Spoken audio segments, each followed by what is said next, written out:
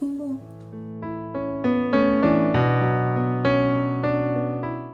Aujourd'hui c'est Erin et je fais ma présentation sur YouTube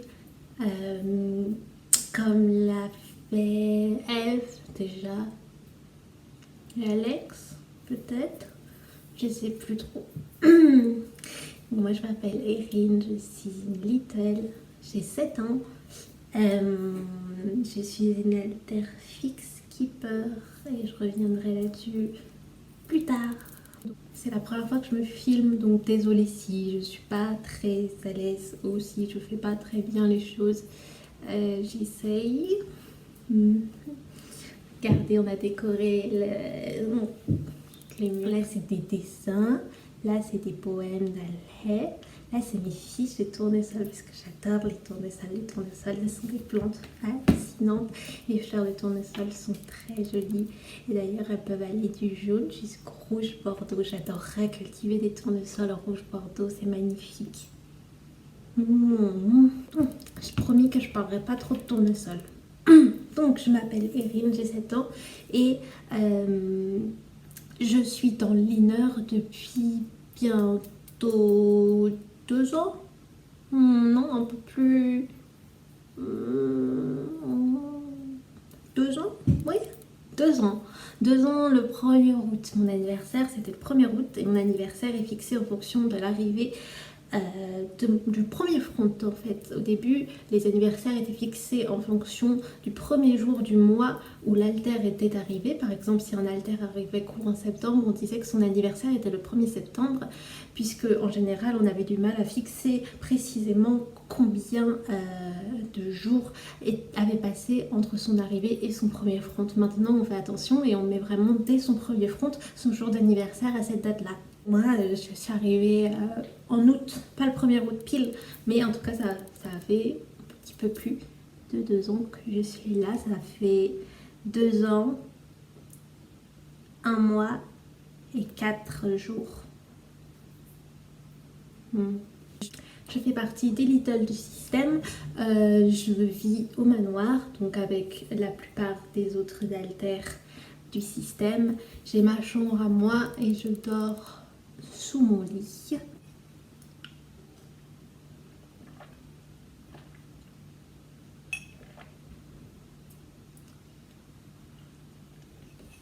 Du coup, pour revenir sur mon rôle de fix keeper, Alex écrira sûrement quelque part, c'est en rapport avec notre trouble du spectre autistique.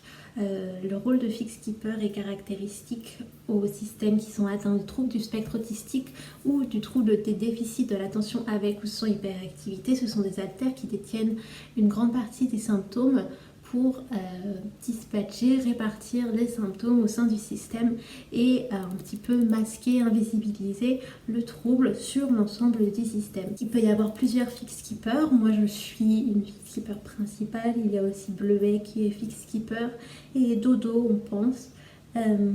Donc j'ai beaucoup de symptômes qui sont beaucoup plus visibles que par exemple Alex. Alex, quand on la voit comme ça, c'est difficile de dire qu'elle est atteinte d'un trouble du spectre autistique. Moi, je détiens tout ce qui est les intérêts spécifiques, certains TOC, certains rituels, certaines habitudes liées au trouble du spectre autistique.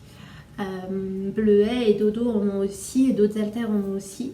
Mais en fait, ça va être à des degrés différents. En tout cas, moi, je détiens vraiment une très grande partie des symptômes. Je pense que je pourrais faire des vidéos sur les intérêts spécifiques des systèmes. Ce serait #learn with Erin. Bon. Ce serait trop bien. J'ai vu plusieurs fiches que vous avez peut-être vues sur Instagram sur le TSA, sur nos intérêts spécifiques et sur comment on vit notre TSA. Alex en ce moment essaye d'en parler un petit peu plus parce que c'est vrai qu'avant on n'osait pas vraiment en parler parce que déjà avoir un TTI c'était assez dur d'en parler, alors elle préférait attendre d'être parfaitement à l'aise avec le sujet pour un petit peu plus se dévoiler à vous. Donc j'espère que vous apprenez bien. Comment je vis ma présence au sein du système?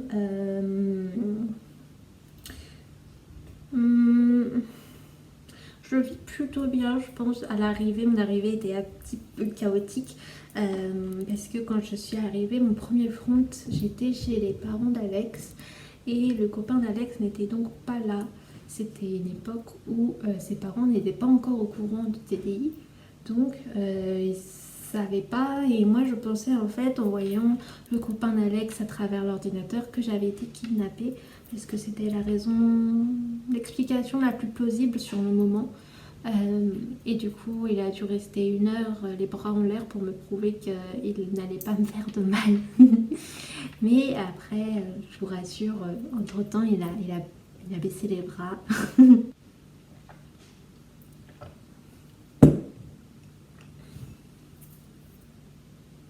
Je dirais que je vis plutôt bien ma présence dans le système, dans le sens où je me suis pas posé plus de questions que ça sur le pourquoi du comment j'étais ici.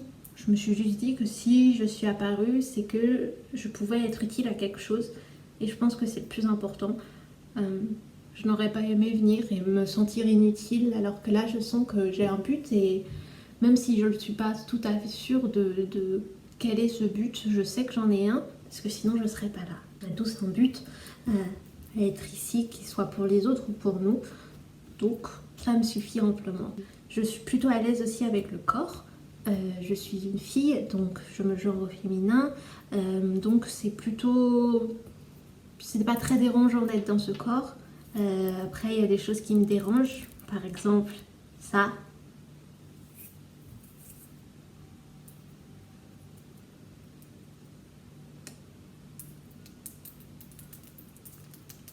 Ça me perturbe un peu. Je suis hyper esthésique, donc ça veut dire que mes sens sont exagérés et aussi ma perception de certaines sensations comme la douleur sont exagérées. Je suis la plus sensible à ça. Après, ça dépend. Je sais qu'Alex, par exemple, est très sensible aux odeurs. Moi, c'est globalement tous mes sens qui sont exacerbés et c'est très dérangeant. Je fais parfois de grosses crises s'il y a un bruit ou une texture qui me dérange. J'ai aussi certaines habitudes que je n'aime pas déranger parce que sinon après je suis perdue et ça me fait me sentir très vulnérable un petit peu. Je sais pas si c'est le bon mot, mais en tout cas c'est ce que je ressens sur le moment. J'ai quelques techniques pour essayer de calmer ces crises, mais en général le meilleur moyen, si vous ne le savez pas d'ailleurs, un bon moyen pour calmer une crise chez une personne autistique, c'est de la serrer comme ça, très très fort contre vous. Ça permet en fait de calmer les signaux du corps et du cerveau et ça réduit le rythme cardiaque. Pour l'anecdote, en fait, c'est ce qu'on fait aux vaches dans les abattoirs. On les serre très fort dans des cages, ça permet de réduire leur rythme cardiaque et leur métabolisme et après ça les calme en fait. Et c'est ce qu'on fait aux personnes autistiques. Bien sûr, ne prenez pas cette comparaison mal, c'est juste l'origine de cette technique. Il y a d'ailleurs un fauteuil qui a été créé en France, c'est un fauteuil à câlin. C'est un fauteuil comme ça, où on se met dedans et il a été fait pour des personnes autistiques. On appuie sur un bouton et on est serré à la pression demandée. Ça doit être super, j'aimerais beaucoup en avoir un, mais ça coûte très très cher. En tout cas, si vous ne le saviez pas, c'est un très bon moyen de calmer une personne autistique, autiste.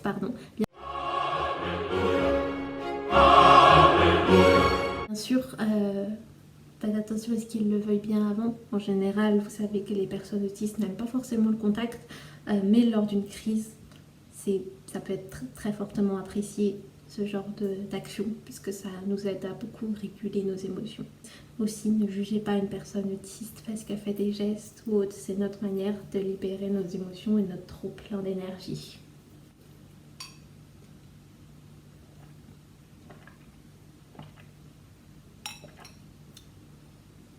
Je sais pas trop quoi dire d'autre. Moi, je pourrais parler de ce que j'aime. Alors moi, j'aime beaucoup les fleurs. J'aime en particulier les tournesols. Cette fiche là, c'est moi qui l'ai faite. Je trouve que les tournesols sont des fleurs magnifiques et en plus les fleurs en général sont très intéressantes. Les fleurs sont bonnes pour nous d'ailleurs. Vous savez que les êtres humains libèrent des ondes électromagnétiques. Les fleurs ont également un système d'ondes pour communiquer entre elles. C'est ce qui leur permet de suivre leur instinct, de se reproduire et de fonctionner, tout simplement, c'est leur manière de fonctionner. D'ailleurs, vous le savez sûrement, mais les tournesols ont un système qui est le phototropisme et c'est ce qui leur permet en fait de... alors, la légende dit qu'ils suivent le soleil. En fait, à proprement parler, ils suivent le soleil qu'un moment de leur vie. Ensuite, ils restent vers la même direction, puis baissent la tête quand la floraison est à son terme. En général, les tournesols sont plantés vers mai-juin et leurs graines sont récoltées vers septembre. C'est le meilleur temps pour les planter et pour les cultiver. Les tournesols sont magnifiques. J'aimerais beaucoup avoir un champ de tournesol rien qu'à moi. Ça doit être super. J'aime aussi la nature en fait en général, mais surtout les fleurs. Les fleurs sont superbes.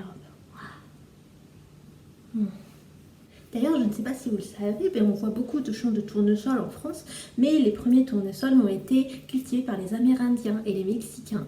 Et la vraie première culture de tournesol, en tout cas pour leurs graines oléagineux, a été faite en fait en Russie. Après, ça a été déporté vers les pays d'Europe, etc.